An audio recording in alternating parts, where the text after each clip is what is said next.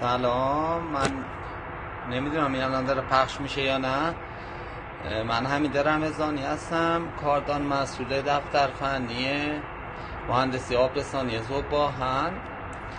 25/6 تو ذوب‌آهن حادثه دیدم و مینیسکروباتم پاره شد. اعزام شدم به بیمارستان شهید مطهری ذوب‌آهن. واقعا همکاران خیلی زحمت کشیدن، های دکتر آجودانی پزشک ذوب‌آهن، پزشک اورژانس، همه زحمت کشیدن. عکس گرفتیم و رفتیم خدمت های دکتر امیدیان پزشک ارتوپد، چون پام مشکوک بود به اینکه مینیسکروبات پاره شده. خودم پیشنهاد دادم که عکس MRI بگیرن.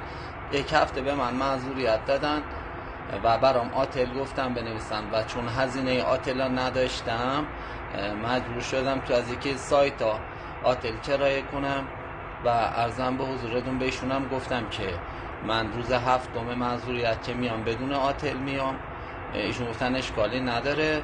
داروهایی هم که نوشته بودن به خاطر اینکه تداخل داشت با داروهای مثانه و کلیم نخوردم و به پزشک گفتم و میخواست منو فیزیوتراپی بنویسه، چون که ذوب‌آهن بیمارا پرداخت نکرده، طرف قرار داد تا باش مشکل دارن، هزینه نداشتم فیزیوتراپی برم. به خاطر همین منو از اتاقش اخراج کرد و گفت شما با لحن خیلی زشتی و عذر میخوام این ادبیات به کار میبرم، چاله میدونی، گفت برنشو برو بیرون، باد برخوردی دیگه میکنم. منو اخراج کرد. به دفتر مدیر عامل تماس گرفتم، گفت ما ربطی نداره، با HSC صحبت کن. HSC هم صحبت کردم. سرپرست HSC آقای مهندس داریوش رئیسی واقعا خیلی به من کمک کردن.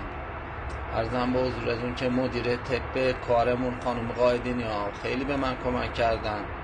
خانم مشیرینی ها رئیس بازرسی بیمارستان خیلی کمک کردن. منتها تو اورژانس نه، تو ارتوپد، درمانگاه ارتوپدی خیلی قانون شکنی کردن.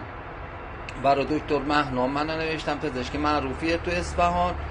ویزیت شدم، هزینه دادم و ایشون منو نپذیرفتن. گفتن من پزشک دیگری را معاینه که بیمارش بیاد معاینه نمی کنم.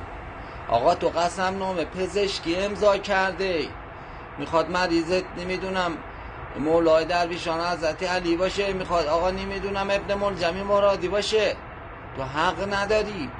آقا من اخراج